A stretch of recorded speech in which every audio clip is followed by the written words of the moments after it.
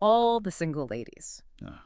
Now, be honest with me. As soon as I said those 4 words, a very specific beat just dropped in your head, didn't it? Oh, 100%. The hand toss, the leotard, everything. It's iconic. It's an anthem. But today, we're going to take that phrase and the massive, often heavy cultural weight that's attached to it, and we are going to pivot Hard. hard. Because usually when we talk about singleness, the narrative is, well, it's frantic, right? It is. It's framed as a problem to be solved, or like you're stuck in traffic, just this temporary state you're desperately trying to escape. It's the waiting room scenario. That's how I've always seen it. You know that feeling. You're just sitting there checking your watch, waiting for your real life to finally start. Waiting for a partner to walk in and call your name. Yes. But the source material we're unpacking today basically flips the lights on in that waiting room and makes you realize, wait a minute, this isn't a waiting room. This is the house.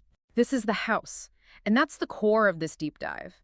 We're looking at a text that reframes singleness not as an absence of a partner, but as a presence of self. Right. It moves it away from a demographic checkbox, married versus single, and into a psychological stance. The text actually calls it a state of self-reference. A state of self-reference. I want to pause on that because it sounds a little academic, almost clinical. But when you dig in, it's actually incredibly grounding. It is. So our mission today is to unpack what that really means. We're going to look at the 4 no's described in the text, the critical distinction between chemistry and coherence, which honestly explains so much. So many failed relationships, yeah. And how this whole shift is not about rejecting love, but about stopping the use of love to, I guess, fix us. That's the key. It's about not using love to stabilize your identity. That is the crux of the whole argument. Okay, but before we get to the solution, the self-reference part, we have to clear the debris, because the text starts by listing what singleness is not. And it's so direct. It feels like a direct rebuttal to, 100 years of societal conditioning. Totally. It says singleness is not a category to be managed. It is not a waiting room. Not a problem to solve. And this one is the most important. Single is not incomplete. It is not unchosen. It is not behind. Oof. That last one, single is not behind, that hits hard. Because how often do you feel like life is this race, and if you're not partnered, you're just losing? Precisely.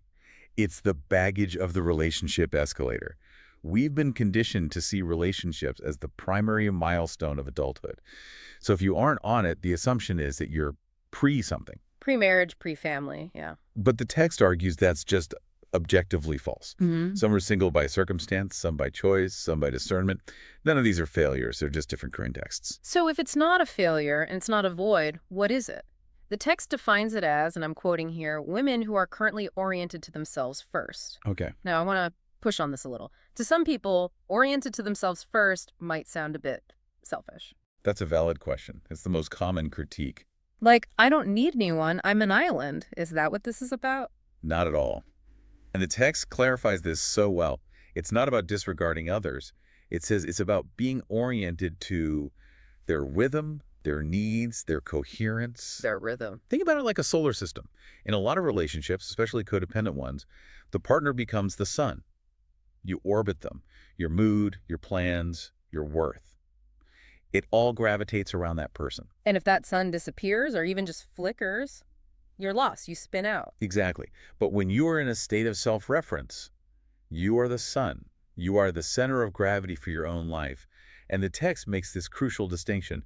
This does not mean they do not love. It means love is not being used to stabilize identity. There it is. Let's break that down, because I think a lot of us do that without even realizing it. We use relationships like scaffolding. It's external regulation. If you don't have a solid self-concept, you look for a partner to tell you who you are. I'm lovable because he loves me. I'm safe because she's here. And when you take that scaffold away, it's terrifying. The whole thing might collapse. It might. But the text argues that this is where the real work happens. When you're single, the scaffolding must come from within. There's no external prop. You have to build that internal structure yourself. And that building process, it isn't just journaling, right? The text says it leads to very specific behavioral changes. Which brings us to the 4 no's. Yes. This part feels like a manifesto of boundaries. It argues that this environment is where your boundaries really clarify. You just stop tolerating friction you used to ignore because you needed the company. Okay, so the first no is no negotiation of core values. This is huge. When you're lonely or you're trying to feel complete, You're often willing to, like, shave off parts of your value system to make a puzzle piece fit. You justify it. You say, well, we're not quite on the same page about money or politics, Yeah. but I can work with it. You negotiate. And when you're in a state of self-reference, that negotiation just stops. You know what you value, and you aren't willing to sell it for companionship anymore. It's the difference between I hope they like me and Boy, like them. Yes. Exactly. It shifts the power dynamic from auditioning to discerning. the second one is my personal favorite, just for the phrasing, no dilution of pace. Dilution of pace. It's poetic, but it's also very somatic. It's about your nervous system. It reminds me of walking with someone who walks really slow or really fast, and you're constantly adjusting your stride. It's surprisingly exhausting. That's a perfect analogy. In relationships, we often rush things because of anxiety. We want to lock it down, or we slow things down to accommodate someone else's issues. We dilute our natural rhythm. Yeah. But in this state, you move at your own speed. You eat when you're hungry, you sleep when you're tired. There's no friction from trying to match a pace that isn't yours. Number 3, no compromise of inner peace. And this sounds lovely, but in practice, this is actually pretty ruthless, isn't it? It is ruthless. It has to be. This goes back to peace being hard won. If you've spent time building that internal scaffold, you become fiercely protective of it. You realize how expensive drama actually is. You're not willing to let someone come in and wreck the house you just built just because they're charming. The cost of the relationship gets measured against your peace. It's like, I worked too hard to get this living room clean to let you come in with muddy boots. Exactly.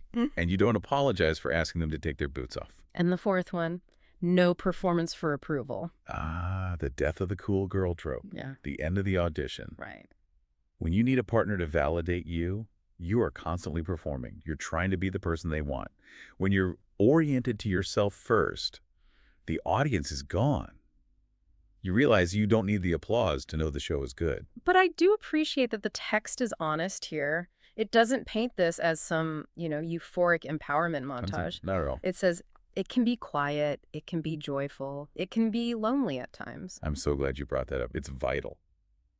If we pretend the loneliness doesn't exist, the whole argument becomes toxic positivity. But look at how the text weighs it.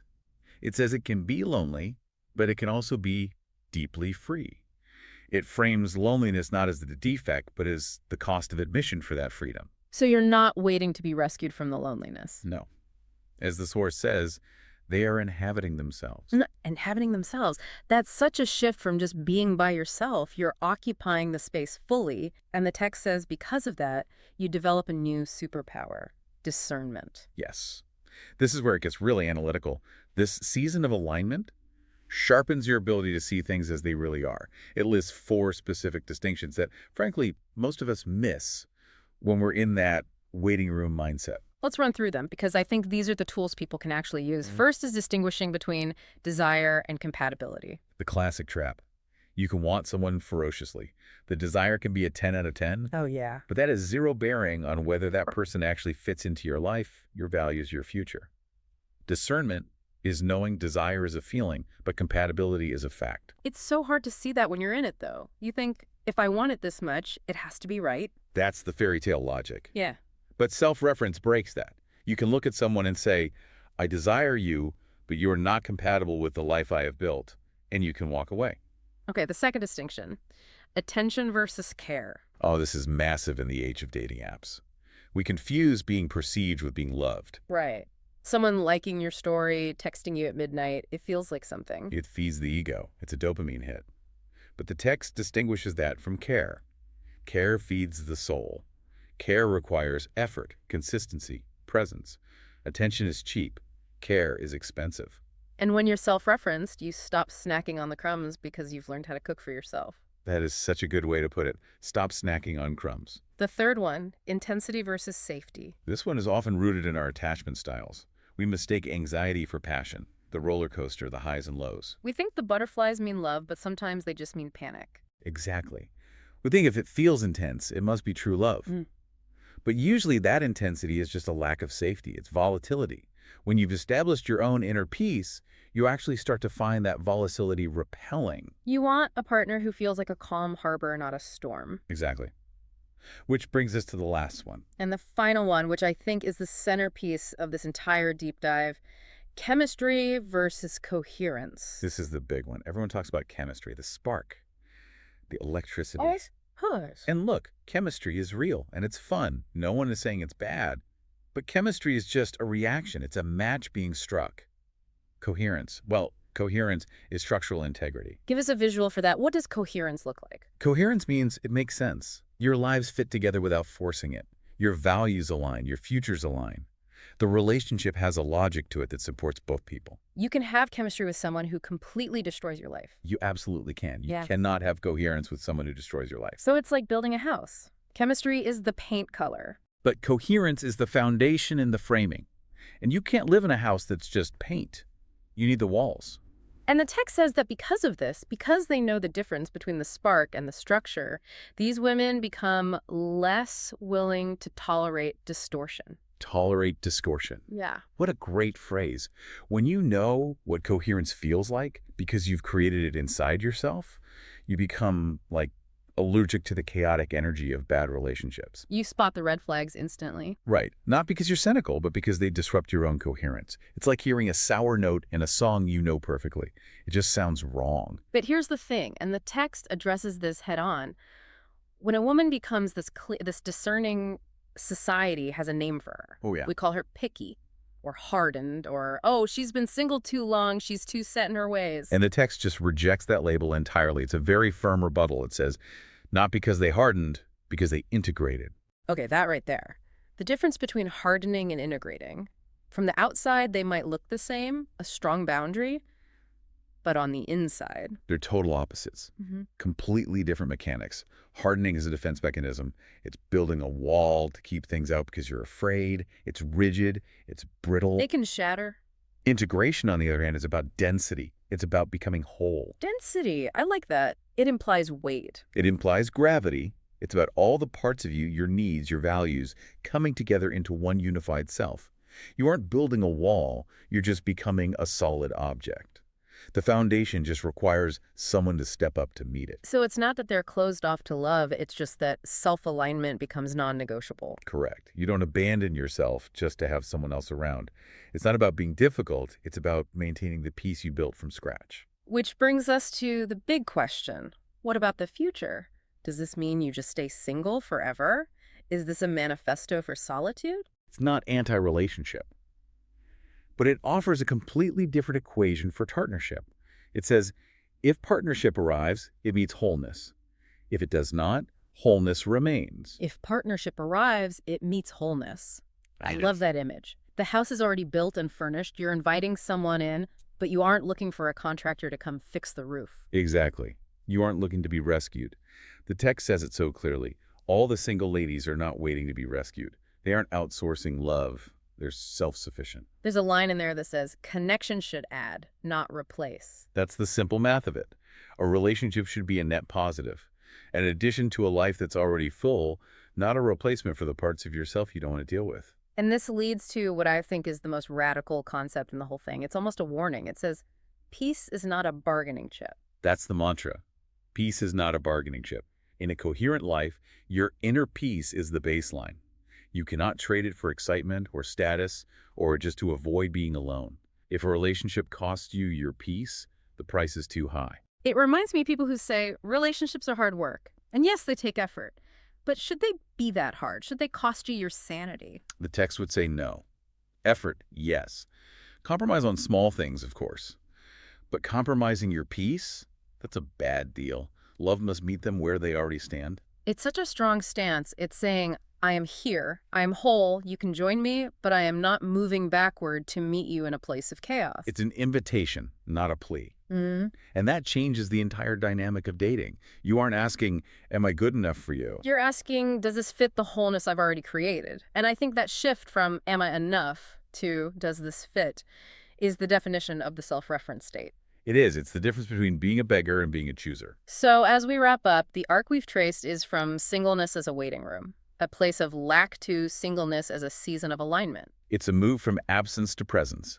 The text concludes by saying, single is not absence. It is presence with oneself without apology. Presence with oneself. It sounds so simple, But in a world that's constantly telling us we are halves looking for our other half, that you complete me thing, it's a radical act to say, I am already complete. It is. It challenges the fundamental myth of romance. Yeah. This text flips it and says, you choose yourself first.